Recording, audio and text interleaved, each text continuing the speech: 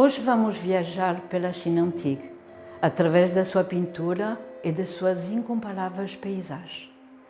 A arte da paisagem pertence às artes sagradas da China, tal como a caligrafia e a poesia. A paisagem é um lugar mágico, um cosmos em miniatura, onde se procura encontrar a imagem da natureza ideal. A natureza é um livro de estética e transcendência, onde só a subtileza da intuição pode embarcar numa viagem espiritual na busca da pura essência da vida. Deste modo, a paisagem contém o céu e a terra, e através do movimento circular do Qi, nome atribuído à energia vital universal, que o alto e o baixo podem interagir e comungar. Na parte superior de uma paisagem, o céu, a atmosfera, constitui o ponto de fuga para o vazio cheio. Em baixo, o ritmo vital do Qi opera transformação sob os elementos, atravessando as montanhas, os vales profundos, rios e cascatas, deixando o lugar diminuto do ser humano para uma terceira dimensão, o espaço do meio, que é o lugar da contemplação e da harmonização com o todo. A visão estética do Oriente difere do Ocidente, pois a visão ocidental é sobretudo racionalista e dualista, dando prioridade ao homem sobre a natureza, em si, como uma tendência para criar oposição, conflito e competitividade entre estilos. Em geral, a estética ocidental é fundamentada na técnica e na temporalidade, que exige uma constante necessidade de atualização da realidade. Por outro lado, a visão estética do Extremo Oriente resume-se nos seguintes princípios: empatia, ressonância, sincronicidade, harmonia na diversidade e a impermanência do mundo fenomenal sujeito a constante transformação. Procura-se em si a vivência do real através da naturalidade e espontaneidade, do agora, e como diz os artistas taoístas, quando uma obra está perfeita, o Qi está a passar. Porque, como escrevia Fan Steng, um pétalo de flor nunca aparece sozinha, mas faz parte de uma árvore florida. Na tradição espiritual da China, o Qi é um princípio fundamental e único. É o fluxo vital que sustém todo o universo e permite a ligação entre todas as coisas. Através do Qi, a vida revela-se como tal. No Ocidente, os termos que mais se aproximam do Qi são do grego o pneuma, que significa sopro, e do latim spiritus, de spirar, que significa soprar. Na Índia temos o prana, em hebraico o rua, em árabe o ra. Todos eles são traduzidos como espírito, o sopro. Em si, a tradução que mais se aproxima do Qi chinês é a de uma energia de vida ou força vital. Para os mestres chineses, esse sopro vital, o Qi, intervém através do ritmo binário do Yin e Yang, a inspiração e a expiração. Na pintura, o casal montanha e água representa, respectivamente, o Yang e o Yin, que, pela sua vez, dão nascimento ao céu, Yang, e à terra, Yin.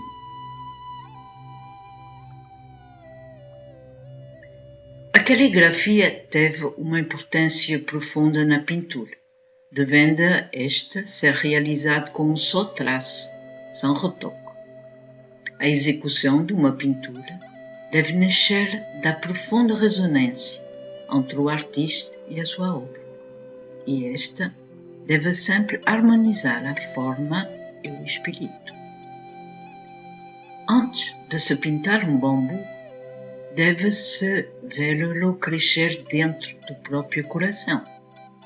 Dizia um grande mestre que para realizar a obra perfeita era necessária 50 anos de observação e 5 minutos de execução. O pincel é um prolongamento do sopro e, através de 8 traçados, pode traduzir-se a subtileza e a vivacidade do pensamento do artista. Sopro e ritmo são então associados à tinta que define o claro e escuro, yang e yin, podendo expressar-se em 5 nuances. O negro queimado, chao, o concentrado, nung, o escuro, chung, diluído, tang, e claro, qing. Estes produzem 3 grupos de contraste: seco molhado, canqing, diluído concentrado, teng nung, e branco negra, pai hei. Numa pintura, os elementos devem ter uma disposição mental, em que um terço deve ser ocupado pelo cheio e 2 terços pelo vazio, correspondendo o cheio, a terra e os elementos terrestres, e o vazio ao céu e aos elementos celestes. A proporção ideal entre o céu e a terra é a harmonia que o homem deve realizar dentro de si mesmo, pois estende na terra e ela aspira a alcançar o céu. A pintura chinesa assenta sobre 6 princípios que são a vitalidade, o ritmo espiritual, a arte de exprimir as estruturas com o pincel, o desenho deve corresponder às formas naturais, a distribuição da cor, a composição que respeita a hierarquia dos objetos, a transmissão dos modelos clássicos. Podemos então encontrar na pintura 3 planos, que são os princípios das 3 profundidades. Primeiro plano, plano intermediário, plano longínquo. Os mestres da pintura chinesa consideram que há 12 coisas a evitar numa pintura.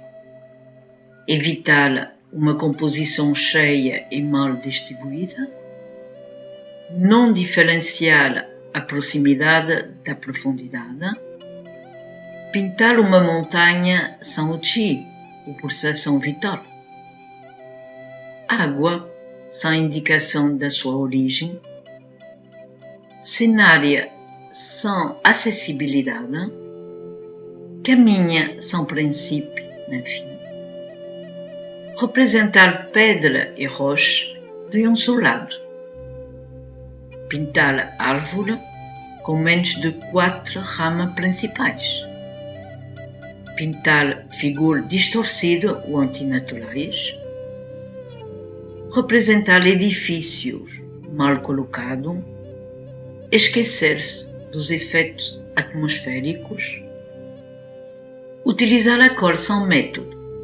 Por exemplo, a água é verde na primavera, verde jade no verão, azul no outono e preto no inverno. Hoje vamos então dedicar o nosso estudo a uma magnífica obra paisagística de Ma Huang, intitulada Face à Lua. Ma Huang nasceu em 1160 e faleceu em 1225.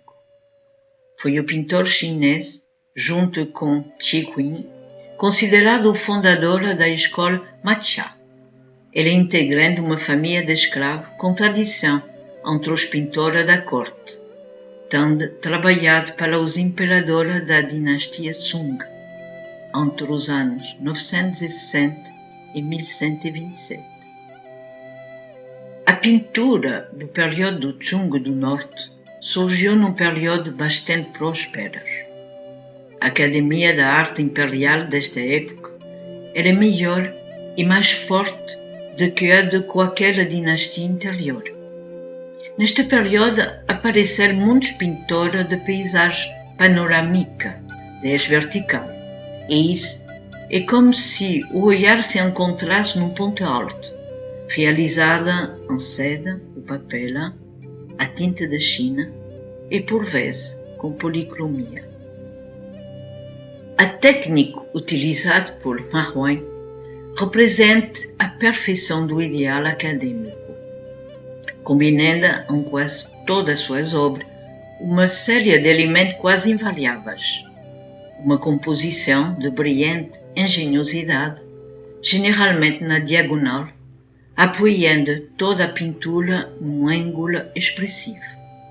O uso de vazia, formalização esquemática e economia de motivo, integrando nele o máximo da intensidade, enquadramento assimétrica, corte, atenuação. Na sua pintura, a natureza domesticada purificou todos os seus aspectos perturbadores e assustadora, pois os personagens parecem experimentar uma sensação de segurança íntima e de bem-estar. Curiosamente, a atmosfera sonhadora e contemplativa que emana da pintura contrasta com uma certa violência das pinceladas larga, angular e aguda, semelhante aos golpes do machado, inspirado na técnica do mestre Lin Tang, e que aqui são trazidos ao seu ponto de perfeição. A pintura Face à Lua representa uma cena que se passa numa noite de outono, em que a paisagem montanhosa é iluminada pela lua cheia. Curiosamente, a lua, embora apareça como um dos temas essenciais da pintura, é representada minúscula na parte superior direita. A sua pequena dimensão, no entanto, não a impede de iluminar a abóbada do céu e a massa enevoada que ocupa o espaço vazio. Embaixo, numa plataforma com vista para o vazio, um estudioso sentado contempla e brinda ao astro da noite. Um pouco à parte está um servente de pé, carregando um recipiente. Embora essa pintura não tenha a assinatura ou carimbo do artista, encontramos na composição alguns dos princípios e técnica específica deste pintor. Em si, no centro de gravidade da composição, encontramos a maior densidade de elementos, tais como árvore, pedra, plataforma e presença humana, deixando o resto da pintura em grande parte vazia ou banhada em névoa. Uma das características da pintura de Ma Huang é de dar uma visão recortada ou angular às suas paisagens, pelo qual recebeu o apelido de Malucoin, ou aquela que mostra só um quente de algo, proporcionando ao olhar do espectador um ponto de fuga através de um espaço vazio, dando em si uma maior liberdade para o pensamento e a imaginação de cada um. A segunda técnica usada por Ma Huang consistia em estruturar a pintura em linha de força, geralmente diagonais, e assim que, em Face à Lua, surge um conjunto de diagonais que, num perfeito equilíbrio de força ascendente e descendente, leva-nos a viajar dentro e fora da paisagem. Cada elemento orgânico recria a harmonia da natureza. As pedras, ossos da terra e símbolo da estabilidade. O pinheira, eternamente verde, simboliza a vitalidade e a longevidade e que serve de abrigo ao estudioso com seus ramos. As montanhas, ponta de lança pelas alturas. A lua, presença do eu sonhadora que procura alcançar o espaço infinito. Uma poesia de Huan Chan diz: habita a montanha, ninguém me conhece. Entre as nuvens brancas, o silêncio, sempre o silêncio.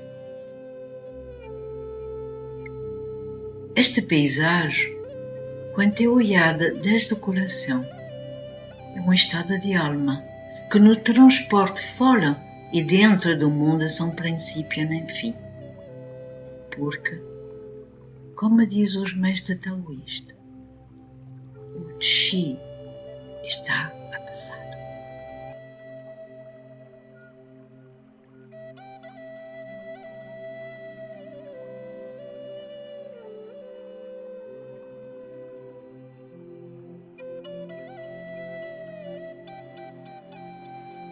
Na antiga China, os estudos das artes é considerada uma disciplina de vida que permitia aos artistas limpar e refinar o espírito humano. A criação artística não deve ser uma mera imitação do real, mas, sobretudo, captação do sopro e do espírito de vida. O ato de pintar dos grandes mestres chineses exigia toda uma preparação ascética, a qual podemos vislumbrar na descrição que Quan Chi, no século XI, faz do seu pai no livro A Arte Message da Floresta das Fontes. Ele tinha o hábito, quando ia pintar, de sentar-se perto de uma janela iluminada pela luz do dia. De seguinte, colocava a sua mesa em ordem, queimava incenso, dispondo cuidadosamente a tinta e o pincel à sua frente. Em seguida, lavava as mãos como se fosse receber um ilustre convidado e ficava em silêncio por muito tempo, de modo a acalmar a sua mente e organizar os seus pensamentos. Então, e somente então, quando alcançava a visão interior, começava a pintar. Quero concluir este breve estudo sobre a essência da pintura chinesa através de uma frase de Wang Wei, que viveu no século V. Com o auxílio de um só pincel, podemos invocar o coração do grande vazio, o espaço cheio do Tao.